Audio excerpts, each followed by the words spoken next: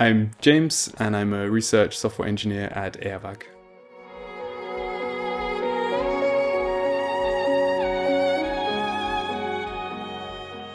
It means a lot. It validates the work we've done, not just in terms of high quality research, but also the additional effort that we put in to make the data accessible and kind of do this outreach to the public.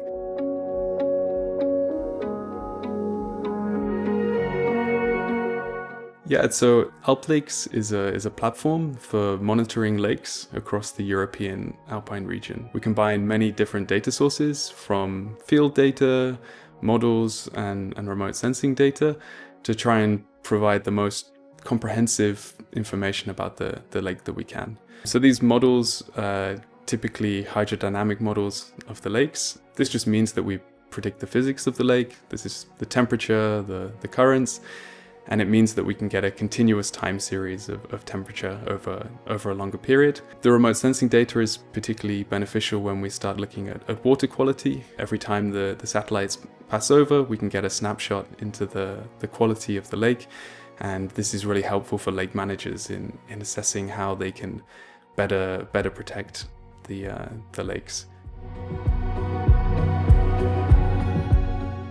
One is the fact that we didn't just go open for the data. The entire stack is open. So everything from the initial models to the results to the code that powers the website, the orchestrator that runs the simulations, like everything is open. You can recreate any part of it and check any piece. The other part is the fact, again, that this is operational. So it's not a one-off piece of research. Things are continually running, and we're continually monitoring the performance of different models, different algorithms, and making this directly available to the public.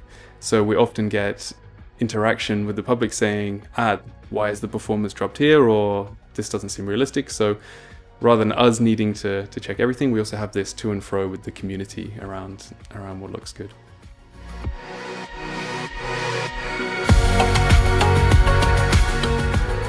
The visual design of the platform was quite a challenge. We really wanted to build something that was appealing, not just to scientists, but also to members of the public.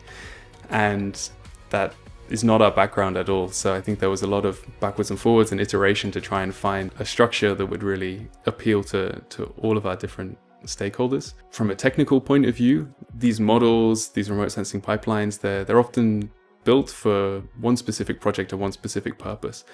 They're not designed to be run operationally, be robust, and be run for years on end. So I think taking this very specific research outputs and making them work in an operational platform was also quite challenging in some cases.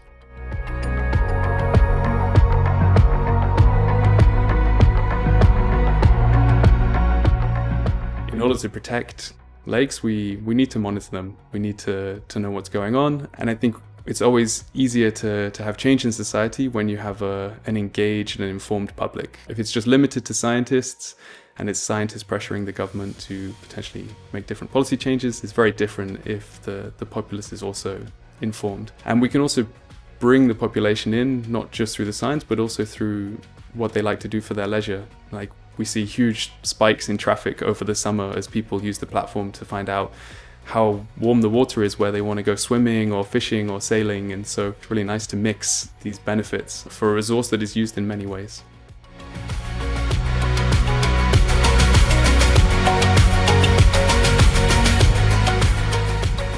Building on the success of this project, what we've really noticed is that often openness isn't enough, and then maybe we need to focus more on accessibility. Putting the data somewhere, okay, yes, it's technically open, but if people can't easily access it, they don't know it exists, they can't find it, they can't use it, it's a somewhat wasted effort. So I'd be really excited moving forward to see more projects adopting this accessibility first approach.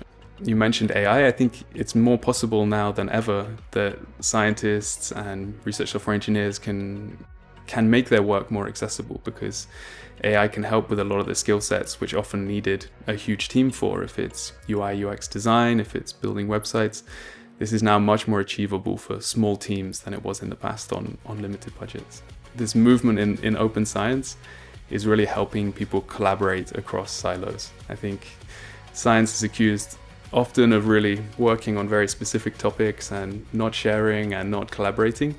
And I think any efforts into improving open science are really helpful for breaking down these barriers and making it easier for us to work together in science, but also include other stakeholders of the public and government in this.